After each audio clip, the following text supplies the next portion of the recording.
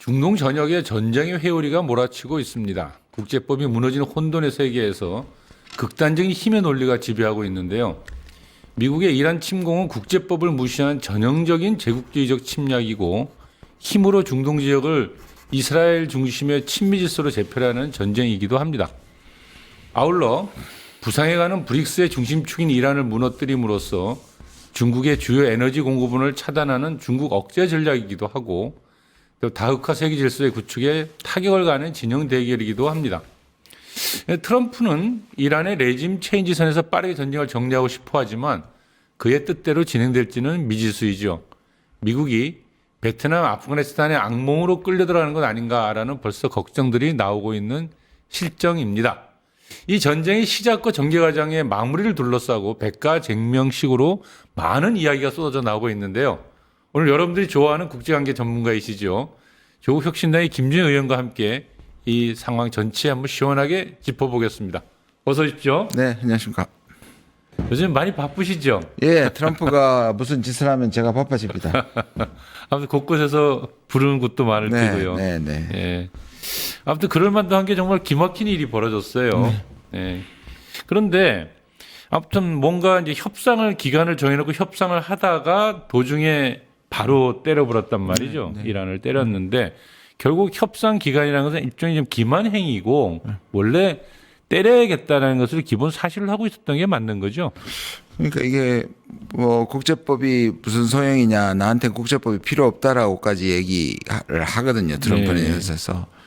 이거 뭐 그래서 무슨 의미가 있겠습니까마는 지금 협상이 계속되고 있고 또 오만이 중재국을 했는데 오만에 의하면 거의 이란이 네. 미국의 요구에 근접해가는 핵 포기의 의사가 있는 걸 확인했다. 예. 그런데도 때린 거는 처음부터 협상은 기만이었다고 볼 수 있는 것이죠. 거죠. 예. 근데 이제 이게 오늘은 이란 특집으로 이제 이란 하나의 주제로 한번 쭉 짚을 건데요. 이제 배경을 먼저 살펴봐야 될 것 같은데 트럼프와 네타냐후는 왜 이란을 공격하였는가, 무엇을 목표로 하였는가, 정말 여러 가지 이유들이 쏟아져 나오고 있습니다.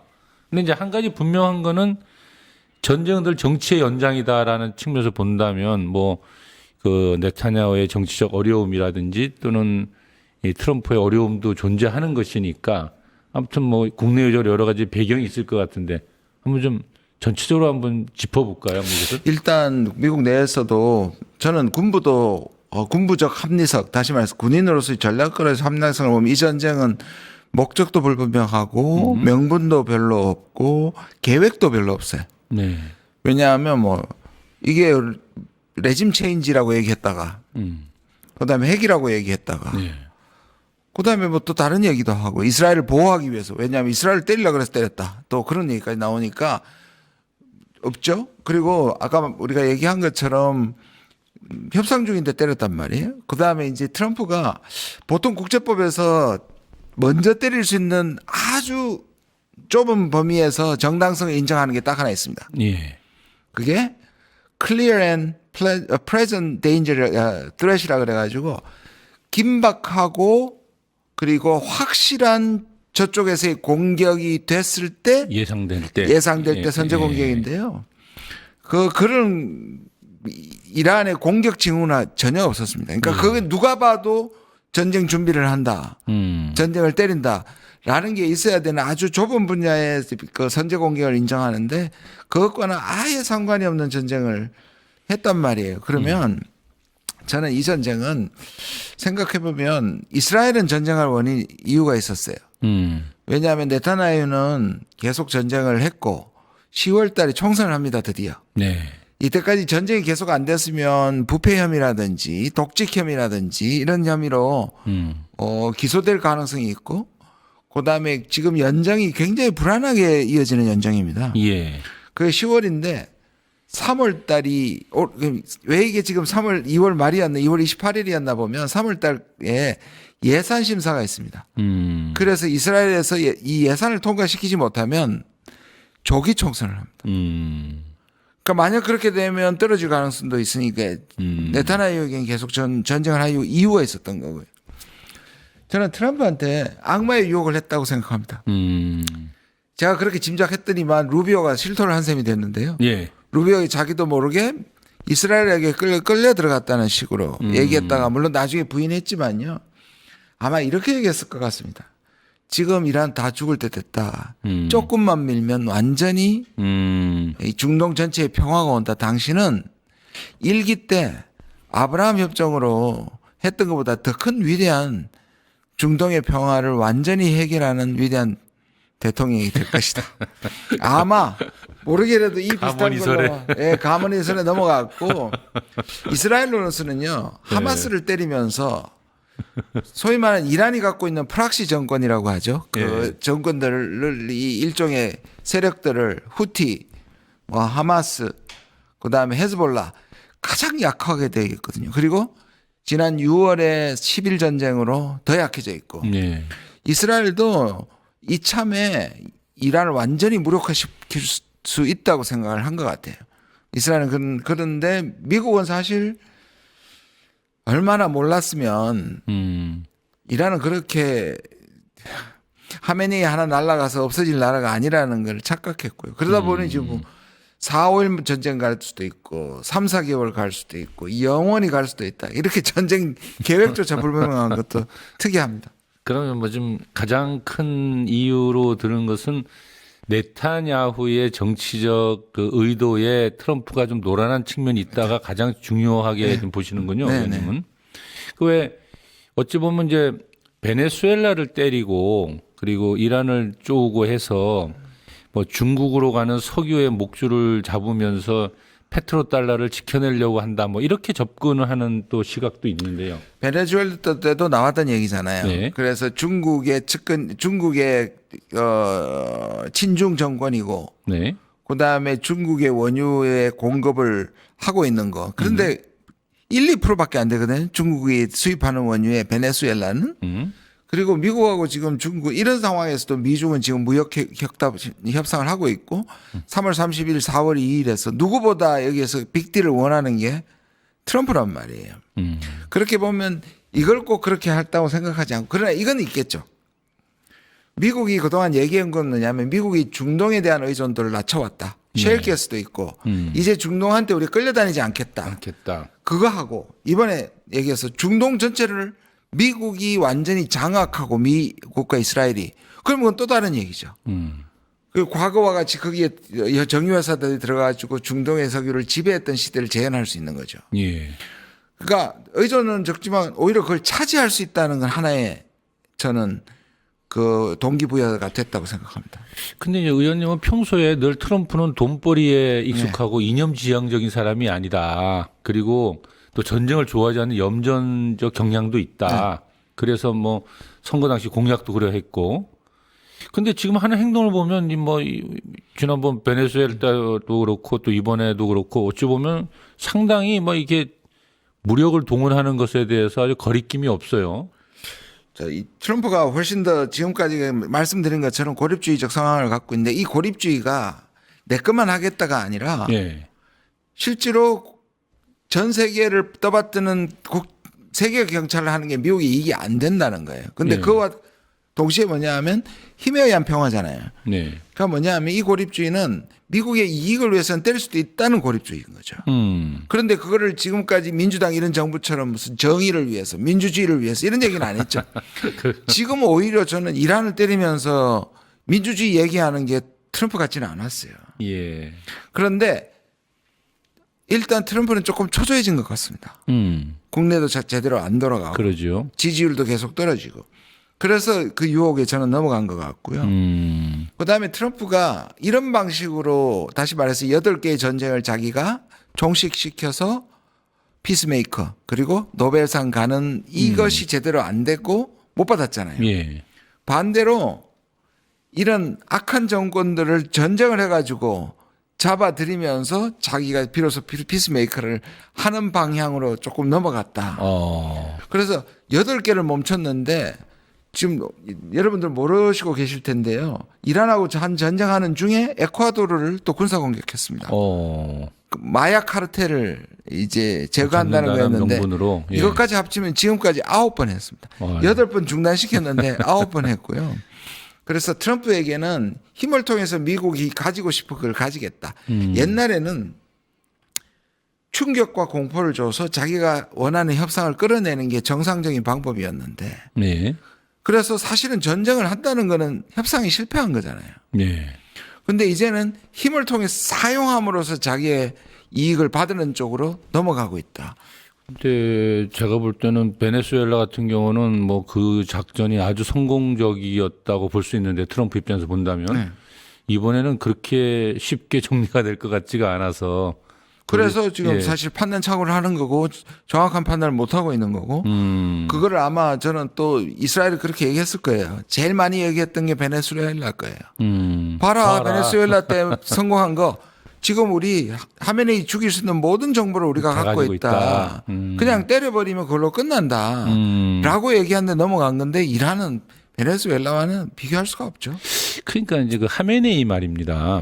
그러니까 미국은 하메네이만 제거하면 그 내부에서 얼마 전에 그 광범위한 이제 시위와 폭동이 있지 않았습니까? 이란 안에. 그러니까 그런 것이 일어날 거로 믿은 것 같아요. 네, 보니까.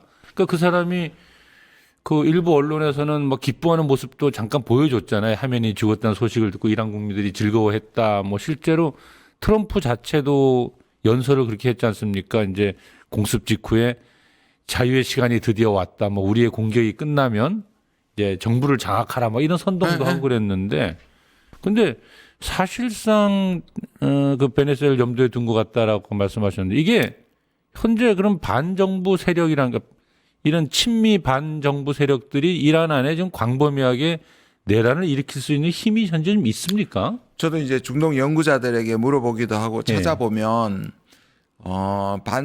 염증을 느끼는 건 확실해요. 그 오랜 기간의 부패와 이 신정 정부의 47년간의 해왔으니까. 폭정이잖아요. 예. 그리고 시위회 때도 뭐 희생자 수는 좀 다르지만 수천 명에서 수만 명이 죽었잖아요. 우리 전형적인 억압 정권이고 폭정을 일삼는 독재자인데 그거에는 반대를 하는 사람들이 많지만 두 가지가 문제인 거죠. 그러면 대안 세력이 있냐입니다.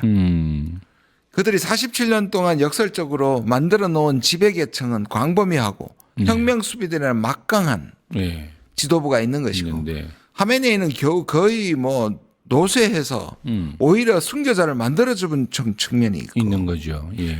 그다음에 이 혁명 수비대가 가지고 있는 특권들을 다 내놓고 뭐 소위 말하는 팔레비 옛날 부패한 왕의 자손을 데리고 와서 과연 그것이 대체가 가능한가?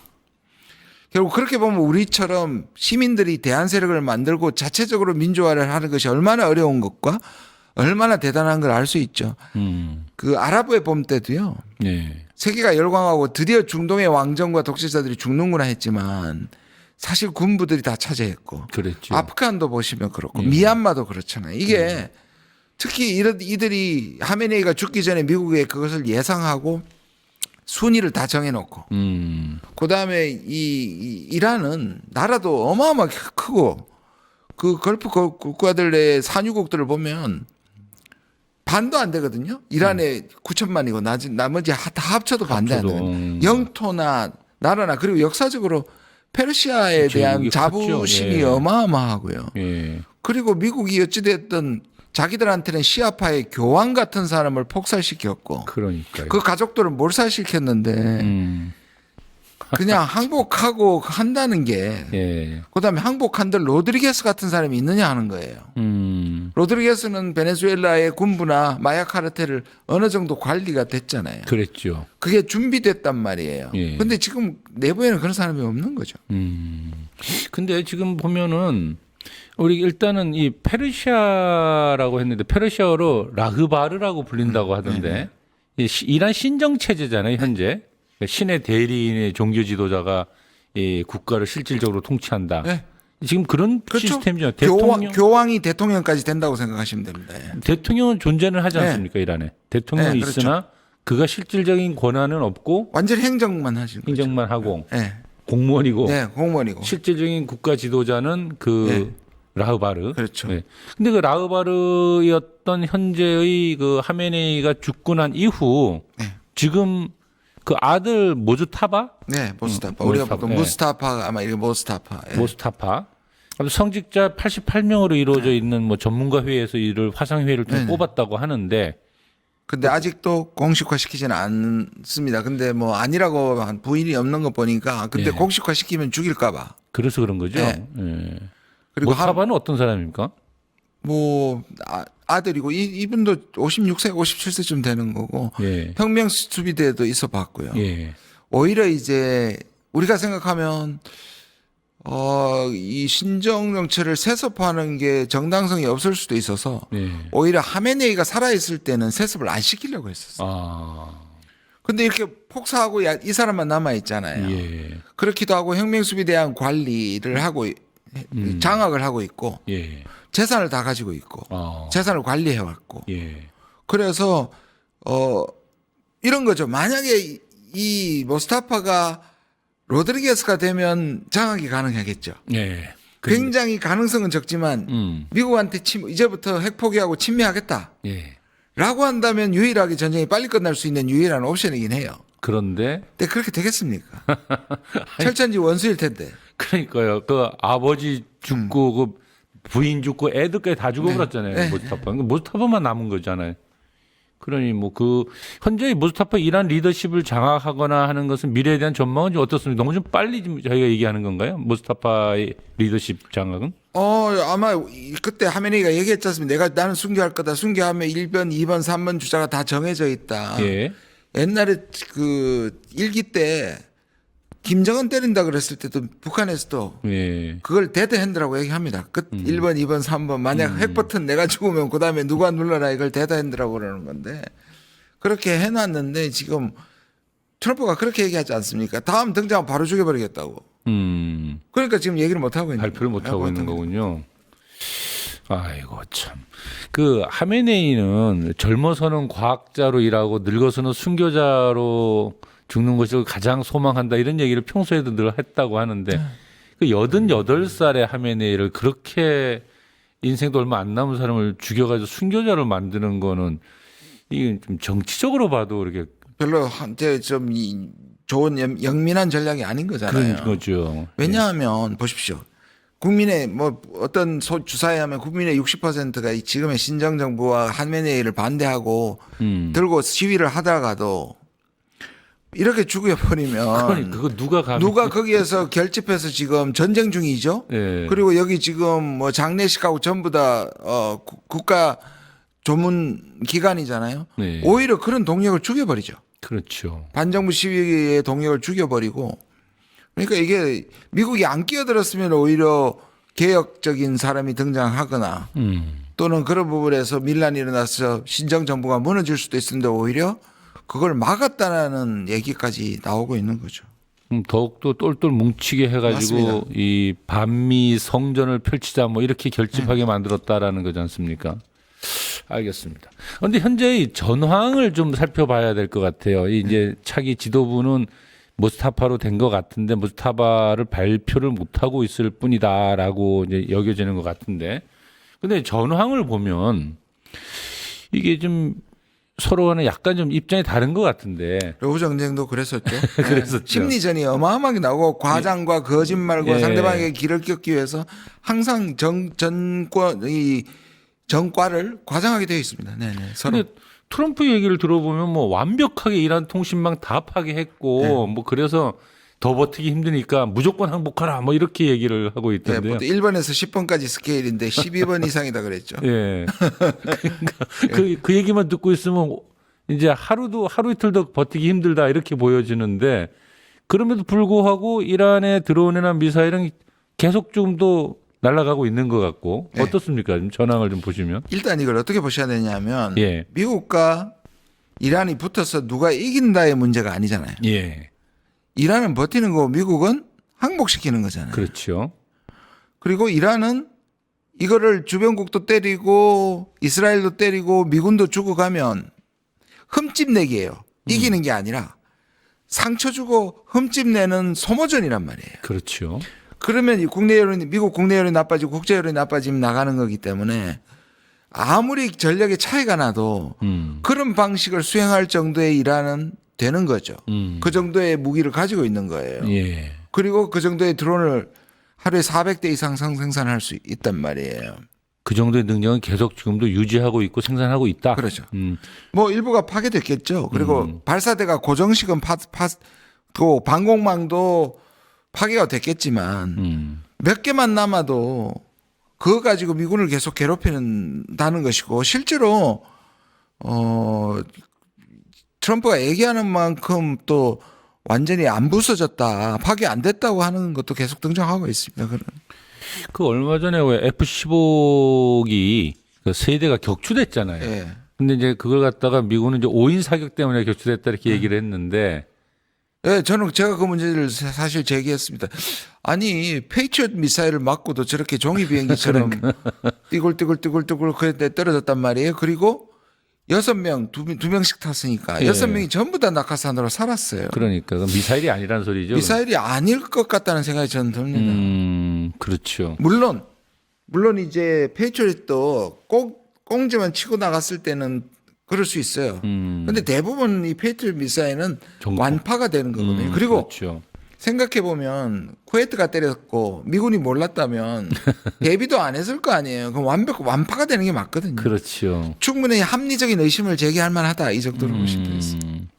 근데 지난번에 우리가 이제 그 러시아 우크라이나 전쟁할 당시에도 하도 모든 우리 주류 언론들은 네. 이 러시아가 완전히 패배하고 있고 우크라이나 다 승리했다라고 보았는데 좀 나중에 보니까는 우크라이나가 도리어 엄청 몰려 있고 러시아가 거의 모든 전장을 장악했지 않습니까? 그러니까 지금도 보면 물론 뭐 이란이 이긴다라고 볼 수는 없겠지만 아까 말씀하신 대로 소모전을 하고 있는데 그런데 미국이 주장한 것처럼 완벽하게 파괴됐다면 더 이상 이란은 이제 아무런 공격을 할 수 없을 텐데. 네.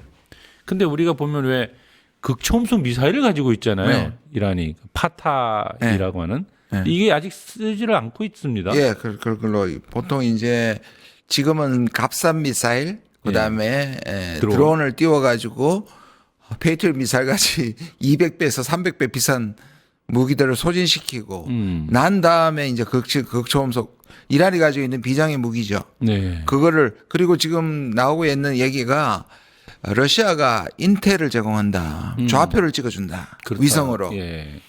그러니까 그렇게 되면 곤란하죠. 이스라엘이나 미국은 굉장히 사실 공포에 사로잡혀야 할 겁니다. 그러면 그 극초음속 미사일은 오늘날 현대 과학으로서는 도저히 뭐 막을 수가 없다고 하는데 그게 지금 이란이 현재는 숨겨놓고 있다라는 거는 이제 적절하게 방공망을 이제 막을 수 없을 정도로 다 소모시켜 놓고 아이언돔도 찢어버리고 뭐 예를 든다면은 저 뭐 링컨호가에도 쏘고 뭐 그러겠다는 그렇죠. 건가요? 또는 미군 기지라든지 또 이런 데 쏘겠죠. 그게 만약에 가서 정말로 찍고 타면 또 전황이 완전히 새롭게 바뀔 것 같은데. 그렇죠. 그러면 지금 저는 미국의 결국 이란은 너무 잘 알고 있는 거예요. 미국이 우리를 이기려면 우리 자기들이 항복하지 않으면 어찌됐든 이렇게 첨단 전쟁이라도 사람이 가가지고 꿀을 안 치고 항복을 받아야 되는데 안 그러면 이제 소모전이 되고 계속 버티는 결사 항전이 될 거 아닙니까? 그들의 표현대로. 그렇게 되면 누가 먼저 지치네. 이란은 너무 잘 알고 있는 거죠. 국제 여론 좀 좋지 않다. 미국 여론조차 좋지 않다. 그래서 트럼프는 제가 이렇게 얘기하잖아요. 전쟁의 희생은 어쩔 수 없다. 죽을 수밖에 없다고 얘기하는 게 전 바닥을 좀 까는 것 같거든요. 이길 때까지 좀 참아라. 고만 반대. 그런데 미국 내부에서는 지금 반전 시비가 벌써 일어나고 그러니까요. 보통 미국에서 전쟁을 해도 망한 전쟁도 초기에는 다 찬성합니다. 그러겠죠. 6대 4, 7대 3, 베트남, 이라크, 아프간 다 그랬습니다. 전쟁 전부터 시작도 하기 전부터. 하기 전부터 반전인 여론이 더 많은 건 전 처음 봤습니다. 그러니까 조금만 길어지거나 미국에 조금만 피해 입으면요. 트럼프는 그냥 바로 11월 선거 보장 못 합니다. 그러니까 보통 일반적으로 좀 상식적으로 사고하면 그게 보이는 전쟁인데, 그러니까 이거 이길 수도 없고 이거 끌고 나가면 아주 힘들어질 것이라는 게 보이는데도 일을 펼쳤단 말이죠. 그거는 제가 보기에는 이제 직접적인 원인은 아니라도 아이스 문제라든지 또는 앱스타인 파일이라든지 그다음에 자기 지지율 떨어지는 이런 것 때문에 초조하고 긴급해지니 시야가 좁아져서 자기 확신으로 무리수를 두는 거죠. 자꾸 그 대목에서 바로 이제 윤석열이가 느닷없이 맞습니다. 저는 쿠데타 무슨 평행이론 같습니다. 좀 많이 닮은 것 같습니다. 알겠습니다. 근데 지금 이 전황은 뭐 그렇게 어차피 이 시간이 흐르면 흐를수록 점점 여러 가지가 드러날 테니까 그때마다 좀 보면 좋을 것 같은데 이스라엘에서 말하는 저항의 축이라는 게 있지 않습니까? 그 아까 말씀 잠깐 해주셨는데 그 헤즈볼라가 있고 또 가자지구 하마스가 있고 그리고 이제 예멘의 후티가 있지 않습니까? 이런 팀들 이라크 시아파 민병대도 있고. 근데 그들이 시아파들 전체가 봤을 때 자신들의 교황이라 할 수 있는 하메네이를 그렇게 잔인하게 죽였으니 이들이 다 같이 이제 권기를 할 수 있는 조건은 다 형성됐는데 지금 어떻습니까? 이들의 움직임은? 그 중에 대부분 사실 이제 그래서 이스라엘이 최고의 찬스라고 보는데 예. 후티 일부하고 헤즈볼라 조금이 남아 있고 옛날 같은 만큼의 위력을 발휘하지는 못합니다. 작년 6월 전쟁 때문에. 6월 전쟁 그 전에 하마스를 하면서 계속 다른 전쟁도 했잖아요. 레바논도 때리고 후티도 그랬죠. 때리고 했기 때문에 그때 많이 파괴됐군요. 많이 악화된 건 사실인데요. 예. 그러나 아까 말씀드린 것처럼 이들이 결국 테러를 하겠죠. 그래서 제가 이제 이 불똥이 예. 그동안에 잠잠했던 국제 테러리즘을 다시 살려낼 거예요. 좋은 그게 너무 얘기인데요. 걱정이 되는 예. 거죠. 심지어 이제 미국 그 본토에 대해서도 테러를 할 수 있겠죠. 있고. 이제 늘 이란을 공격할 때 테러의 본거지도 또 전쟁 중에 하나였잖아요. 지금 트럼프도 그렇게 얘기합니다. 테러리즘을 완전히 쓸어버리겠다. 아니 이것 때문에 다시 테러가 살아가는 거죠. IS 이후에 상당 기간 국제 테러리즘이 없었습니다. 그랬죠. 예. 그러면은 이게 이들이 전체가 함께 다 일어나서 거대한 중동전으로 간다 이런 것은 조금 지나친 저는 사고네요. 그런 전쟁을 할 필요가 없습니다. 이란은. 그렇게 해가지고 아주 살아 있으면 봉기해서 뭐 다면적으로 이스라엘 공격한다든지 하는 게 하겠지만 그 미국이 제일 못하는 게 게릴라전이잖아요. 베트남에서부터 아프간에서 이라크까지 미국이 가장 못하는 거고 그건 거리의 문제도 있습니다. 뭐 예를 들어서 호르무즈를 통과하는데 호위함을 해요?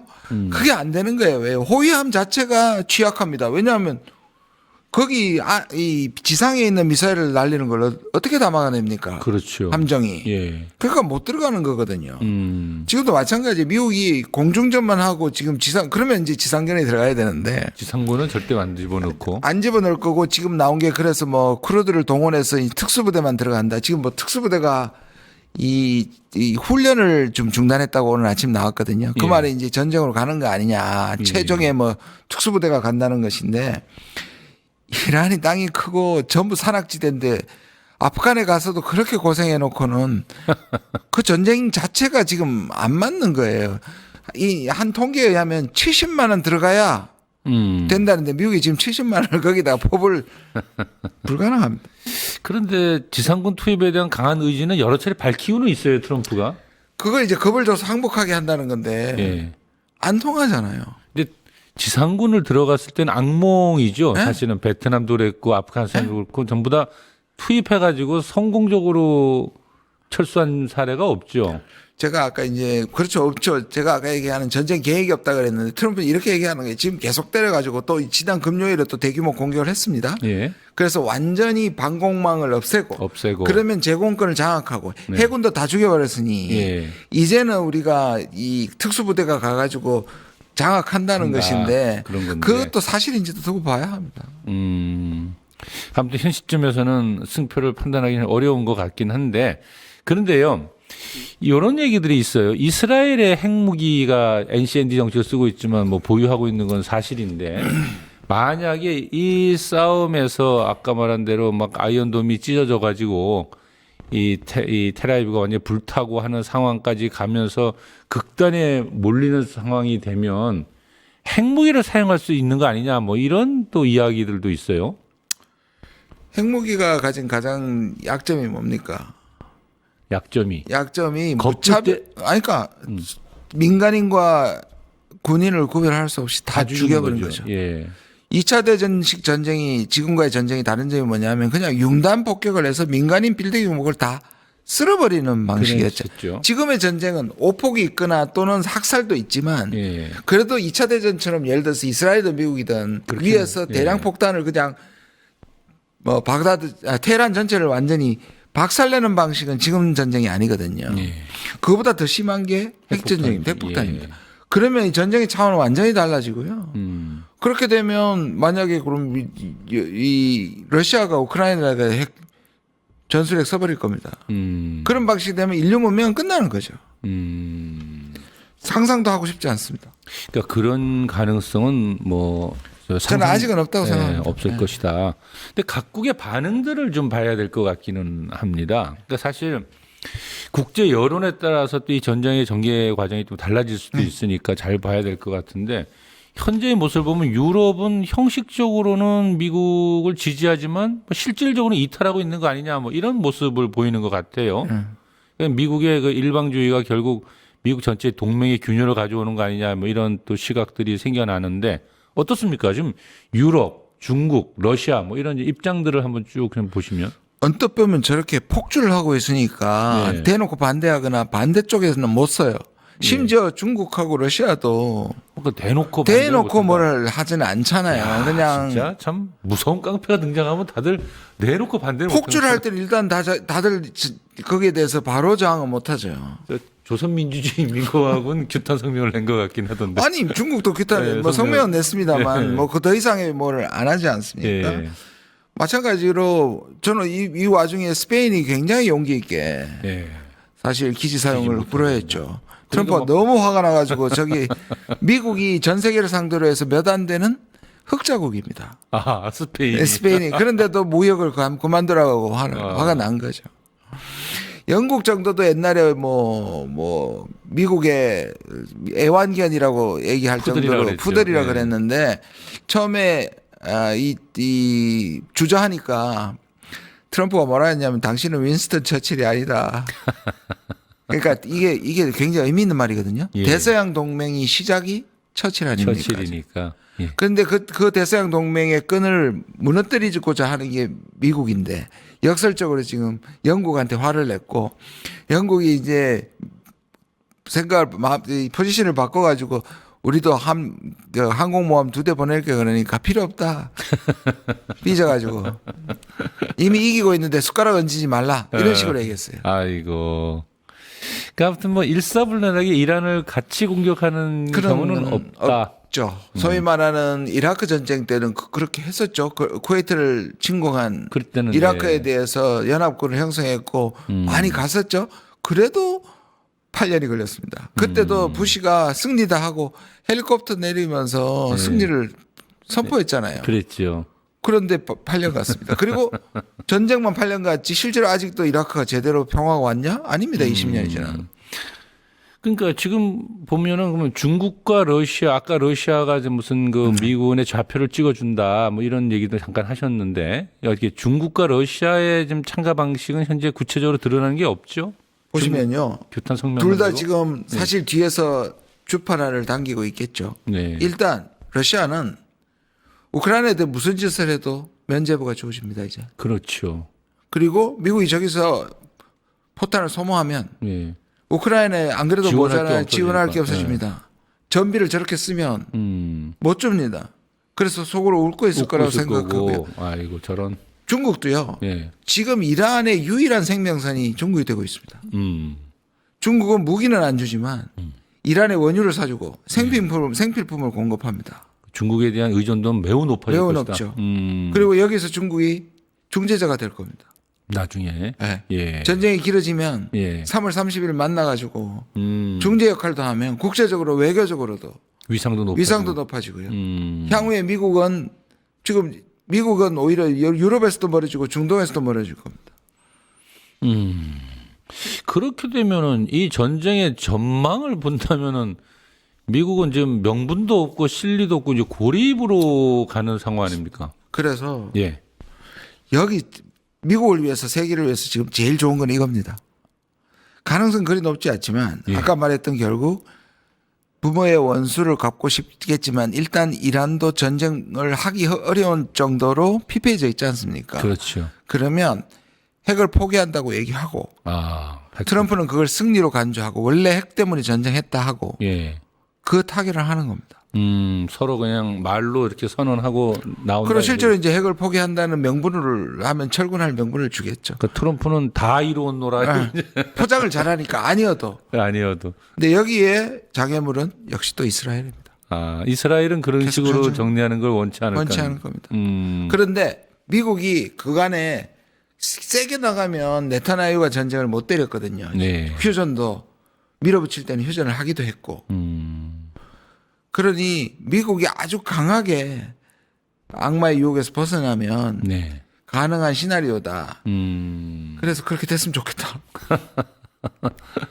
아무튼 트럼프는 뭐 이런 현재 얘기는 하고 있어요. 나는 뭐 이란과 대화할 것이라고는 했으나 지금은 뭐 이란은 휴전할 의지가 없어 보인다. 뭐처럼 이러다 지금은 이제 때는 늦었다. 지금은 무조건 이제 항복만 해라. 뭐 온갖 얘기를 다 하고 있어요. 이란의 정보국하고 CIA하고 얘기를 한 것 같습니다. 네.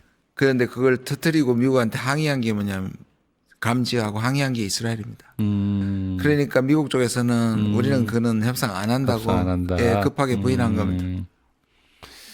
알겠습니다. 아무튼 장기전으로 끌려 들어갈 가능성이 매우 커져 가고 있고 그것은 결국 미국을 견디기 힘들게 만들 것이다. 근데 있지 않습니까? 최근에 안철수 의원이 아주 희한한 발언을 해가지고 또 많은 사람들을 좀 한숨부터 쉬시는데. 제가 바로 최고위원 현안 발언 때 아주 맹비판했습니다. 말이 안 되죠. 예.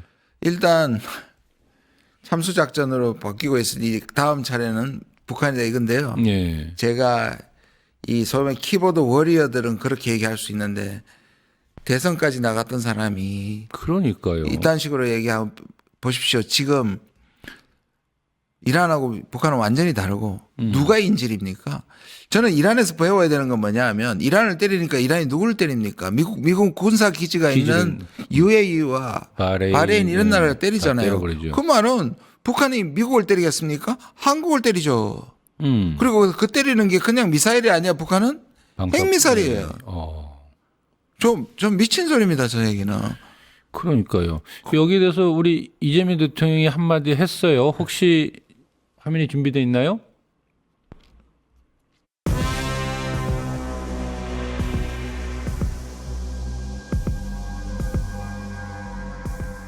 정치라고 하는 것이 언제나 국민의 삶이 개선되고 또 국가가 안정되고 또 성장 발전하는데 도움이 돼야 되는데 이 국가적 위기를 초래해가면서 또는 불안을 조장해가면서 정치적 이익을 얻겠다는 그런 행태는 정말로 조심해야 됩니다.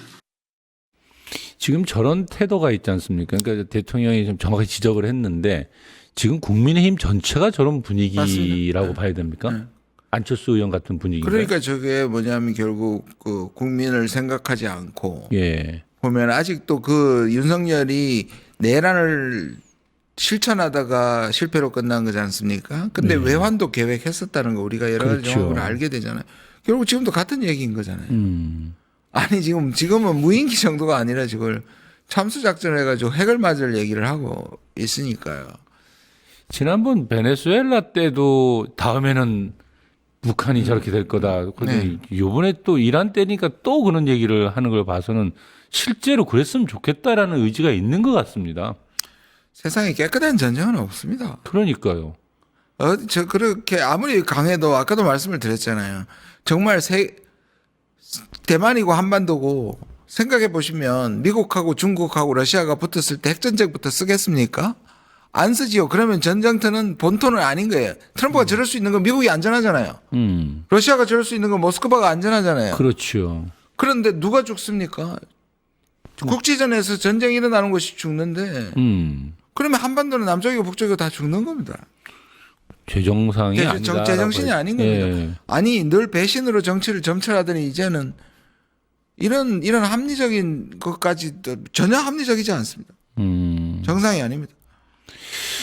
알겠습니다. 참 이 정상이 아닌 사람들 빨리 정신 차려야 하는데 철수뿐만 아니라 국민의힘 전체가 좀 그러고 있으니까요. 네. 징글징글합니다. 그래서 또 걱정은 지금 내부에서는 이랬는데 또 일본이 이상한 짓을 얘기를 하고 있습니다. 지금 예. 자위대를 파견할 수 있다고 얘기하고 있습니다. 그러면 우리한테 뭐라 그러겠습니까? 지금 여기 주한미군이 갖고 있는 페이트리엇 그 수송이 돼서 아마 가는 것 같아요. 이거는 작년에 6월에 10월 10일 전쟁할 때도 옮겨갔었거든요. 예. 기본적으로 중동하고 한반도의 미군이 순환 배치되는 것은 꽤 된 얘기입니다. 예. 그런데 이게 더 가서 만약에 참전을 압박할 때 노무현 대통령 때 이라크 전쟁 참가했을 때 그렇게 우리 막아서 사실 재건하고 복구할 때 들어간 거 아닙니까? 그것도 네. 국민적 저항을 받았었는데 잘못하면 지금 트럼프가 일본이 지금 관세 때도 그러더니 계속 민폐를 끼치고 있는 겁니다. 그렇죠. 근데 만약에 현재 우리 정부는 이제 미국 이란 전쟁을 공개적으로 뭐 미국을 지지하고 나서거나 뭐 이러지는 않았지 않습니까? 뭐 외교적 해결을 촉구한다 이 정도의 입장을 표명했는데, 근데 이게 만약에 좀 장기화된다고 하면은 뭔가 좀 미국의 동맹국이니까 행동을 아무래도 좀 강요받지 않을까요? 지난번 저는 그래서 사실은 스페인까지는 안 가더라도 우리가 그냥 평화를 바란다가 정도가 아니라 예. 적어도 그래서 저는 지금 제가 외통이나 이런 거 할 때 이 전쟁은 미국의 불법적 침략이라고 얘기하는 사람 저밖에 없어요. 여당 의원 다 얘기 못 하세요. 말을 저는 못해. 정부는 그렇게 할 필요까지는 없다고 봅니다.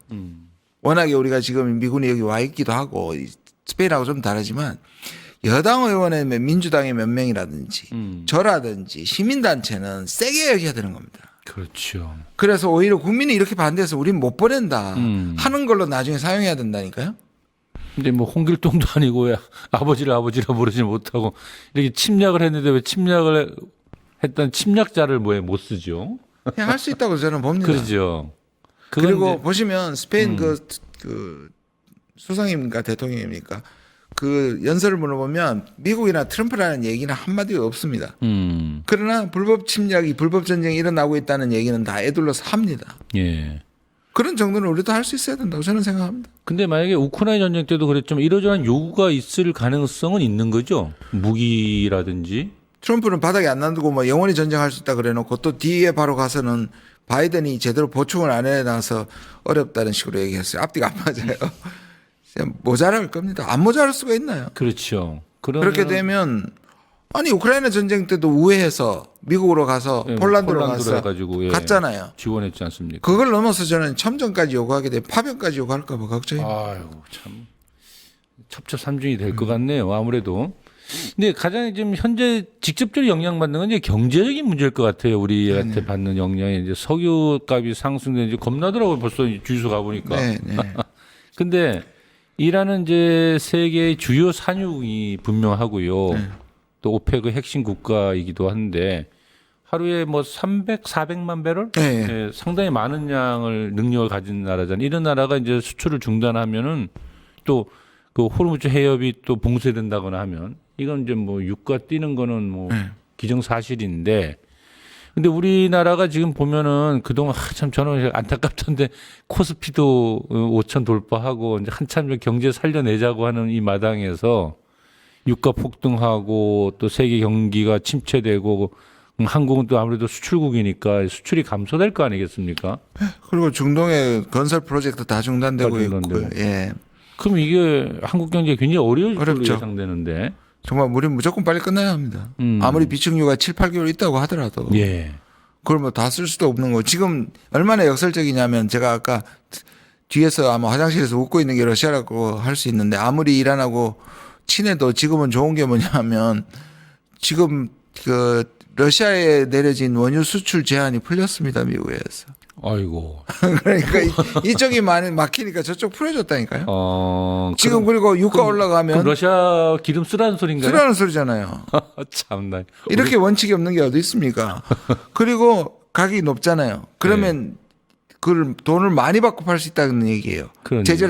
제재를 해제 안 해줄 때는 인도 같은 데서 확실히 싸게 한 거 아니에요. 그럼 그때 이제 사야 다 되는데. 팔면 되면 또 예. 전비가 많아지는 겁니다. 또 러시아는. 그럼 우리는 앞으로 이렇게 유가가 급등하고 중동산 잘 안 들어오기 시작하면은 그 러시아산이라든지 미국 셰일가스는 이런 거 사야 되나요? 그렇죠. 비싼 돈 주고. 지금은 뭐 우리 강훈식 비서실장에 가서 UAE에 그 가져오지만 예. 그런 것들로 그게 이제 가격도 높아질 것이고 아무리 돌아온다고 하더라도 안전하지 않기 때문에 보험료도 올라가고 운임도 올라가고 다 올라가겠죠. 뭐 전기 가스 요금 인상될 거고 뭐 이 보니까 물가 상승할 거 유가 급등할 거고 이제 이런 게 이제 보이는 거잖아요, 우리. 그나마 수출산- 겨울로 안 가서 다행이에요. 그러니까 참나 이거. 시절이. 아니 근데 수출 산업에서 반도체나 자동차, 조선 석유화학 이런 거 다 지금 또 글로벌 해상 물류가 또 흔들리는 거 아닙니까? 그렇죠. 한국 경제 자체가 상당히 좀 위기에 가고 있다 이렇게 봐야 되겠습니다. 그러니까 지금 미국이 저런 짓을 하면 우리한테 이런 후폭풍이 전 세계 후폭풍을 갖게 되는 거죠. 우리처럼 대외 의존도가 큰 나라는 더 문제가 되는 거고요. 그렇게 말입니다. 우리의 대응 이야기를 좀 하면서 이게 좀 슬슬 좀 정리를 해봐야 될 것 같은데, 이 의원님이 얼마 전에 슬기로운 동맹생활 네. 이런 책도 내고 하셨는데 지금 이렇게 경제적으로도 굉장히 어려움이 좀 몰려오는 것이 분명해 보이고 또 군사적으로도 또 이것저것 여러 가지 요구가 있을 것 같아지는데 이 전쟁이 뭐 하루 빨리 끝나면 좋기는 하겠지만 이게 끝이 안 나고 장기전으로 가면서 경기 전체가 침체돼 간다라는 걸 가정해 본다면 우리는 어떻게 좀 대응을 해야 됩니까? 어렵죠. 너무 어렵습니다. 그리고 특히 트럼프의 압박을 우리가 뭐 100% 들어준 것은 아니지만 대체로 우리가 대들지 않잖아요. 예. 뭐 캐나다라든지 인도라든지 멕시코라든지 이런 나라들 브라질처럼은 안 하잖아요. 네. 소위 말하는 덜 뺏기는 전략을 하지 안 뺏기는 전략을 하지 않고 있단 말이에요. 그동안 계속 그래왔죠. 예, 그런데 저는 이제부터라도 좀 그래야 된다. 예를 들자면 일본이 파병해도 우리는 못한다라든지 이런 부분에서 우리는 지금 분단국이다. 우리의 전력을 빼돌릴 수 없다고 한다든지 명분을 갖고 저는 해야 된다고 생각하고요. 그다음에 우리가 못하면 간접적으로라도 예를 들어서 중국한테 중재를 부탁한다든지 터키한테 중재를 부탁한다든지 그냥 뭐 미국에 대해서 미국의 침략국이다 이런 정도로 공식적으로 할 필요는 없지만 그냥 중동의 평화를 바란다는 하나만한 소리 하지 말고요. 우리가 2년 동안 유엔 비상임국 작년 말까지 비상임 이사국이었습니다. 그러면 유엔을 통해 가지고 전쟁을 막는 방식으로 우리가 움직인다는 걸 좀 해야 되고요. 예. 그다음에 이 계속 저는 이스라엘이고 뭐고 자꾸 방산 무기를 막 우리가 지금 좀 그런 얘기 안 했으면 좋겠어요. 다 우리 무기 양쪽에 다 보내 가지고 아이고 참 그렇죠. 전쟁을 시키는 것처럼 보이잖아요. 그렇죠. 우리가 평화로운 이미지, 국격 이미지도 굉장히 중요한데 그러니까요. 그렇게 하더라도 로키로 갔으면 좋겠고요. 실제로 제가 국회에서도 교전 중인 국가에게는 무기를 팔지 말라는 제가 이 법안을 제출해놨는데 안 통과를 안 시켜줘요. 계류만 되어 있습니다. 예를 들면 이스라엘에 우리가 3천억을 지금까지 몇 년 동안에 수출했거든요. 근데 무기 수출을 안 하기 위해서 다 분해해가지고 보냅니다. 아이고. 개머리판, 그다음에 총열 다 해가지고 실질적으로 거기 가서 착착 조립하면 무기예요. 그냥 안 했으면 좋겠습니다. 저는. 이스라엘의 학살에 우리 무기가 사용되는 거잖아요. 그렇죠. 그러니까 그런 부분에 여러 가지 노력을 해야 될 거 같고 결국 또 연대로 가야 된다. 그래서 저는 뭐 꼭 안 그러더라도 이럴 때 스페인 총리하고 한번 만나고 캐나다 총리하고 만나고 그다음에 유엔 뭐 같이 해가지고 유엔 소집 뭐 안보리기를 소집을 요구한다든지 하고. 좀 이런 피스메이커 역할 좀 했으면 좋겠습니다. 바로 미국한테 이거 미국에게 맞서지 않더라도 다른 방식으로 평화에 노력하는 모습들 좀 보여줘. 그래야 또 전쟁이 끝나야 우리한테 좋은 거고요. 의회 안에서도 그 김정희 의원님과 같은 사고를 하는 의원님들의 좀 모임이 좀 형성되면서 좀 목소리가 연대해서 이루어졌으면 좋겠습니다. 예, 열심히 하겠습니다. 여당이 되고 나서는 아무래도 조심스러우니까. 예. 그리고 기본적으로 미국에 대해서 공포심들이 있는 것 같아요. 예. 우리가 어떻게 미국한테 좀 그런 게 있죠. 있는 것 같아요. 안타깝습니다. 이 어렵고 힘든 시기에 이재명 대통령이 이제 대통령직을 하고 있는 것은 굉장히 다행스럽다라는 생각을 종종 해보는데요. 근데 이제 사실상 가야 할 길에 대해서는 굉장히 어렵고 첩초산중인 것 같습니다. 네, 맞습니다. 그러니까 기껏 경제 살려내고 뭐 타운홀 미팅 같은 거 하면서 여러 가지 의견도 수렴해내고 규제도 철폐하고 여러 가지 뭐 좋은 이게 개혁 조치들을 취하고 있는데 이런 것들이 그래서 뭐 코스피도 오르가고 여러 가지 좋은 조건들을 만들어 놓으면 뭐 한 방에 다 날려버리고 뭐 지금 환율 같은 건 정말 걱정. 예, 전부 다 어찌 보면 이슈가 다 미국 이슈만 나오면 다 막혀버리지 않습니까 지금 관세도 그랬고 뭐 DMZ도 그랬고 또 지금의 이런 이란까지 다 그런데 어떻습니까? 이런 상황에서 이제 쭉 의원님 말씀하셨는데 마지막 이제 좀 질문으로 이재명 대통령이 가야 할 길에 대해서 진중한 의견을 좀 주신다면. 매우 실용주의시고요. 예. 그거는 트럼프를 대하는 가장 좋은 방법이기도 하고요. 그리고 국내가 이 정도로 버텨주고요. 예를 들어서 관세, 투자, 뭐 강탈에 가까운 투자 압박에도 국내 경제가 주식시장이 더 버텨주지 않습니까? 그리고 그 러터닉 상무장관이 압박했을 때도 국민들한테 솔직히 말하고 국민들의 지지를 호소했고요. 그렇다면 지금의 우리 위치에서 한 번도 안 가본 길을 빌드업은 해야 된다. 미국이 설마 우리한테 예를 들어서 파병을 요구하겠냐고 생각하면 안 되는 거죠. 파병까지 말하지 못하게 그 전에서 차단을 하거나 우리의 모습들을 보여줘야 되는 거잖아요. 안 할 거다 안 할 거다 해가지고 그럼 트럼프가 파병하라고 그러면 어떡할 거예요. 그러면 훨씬 더 안 하더라도 그 파장이 더 클 거 아닙니까. 그래서 그런 빌드업을 해야 되고요. 빌드업을 해야 된다 지금부터. 그다음에 미국한테 점점 미국에 대한 지나친 의존 때문에 생긴 거잖아요. 그럼 미국부터 의존을 계속 조금씩이라도 줄여가야 되고 그거를 다른 나라와 다변화시키는 노력을 끊임없이 해야 됩니다. 알겠습니다. 네. 오늘 아주 그냥 이런 특집으로 잘 얘기를 끝을 마무리하도록 하겠습니다.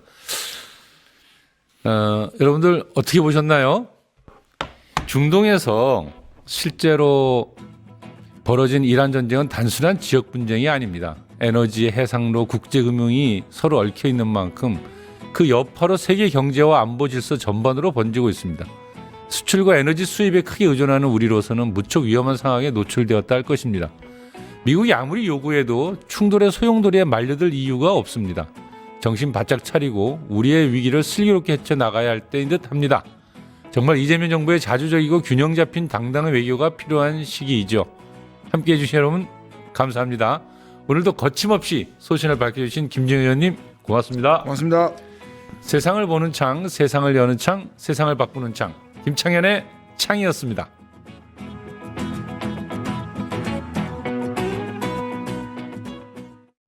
유튜브 구독하고 실시간 채팅과 댓글을 남기시면 매일매일 7천 TTCO를 드립니다. 참여 방법은 통통물 어플을 다운로드하고 회원가입과 로그인을 해주세요. 마이페이지에서 나의 회원 고유 번호를 복사해주세요.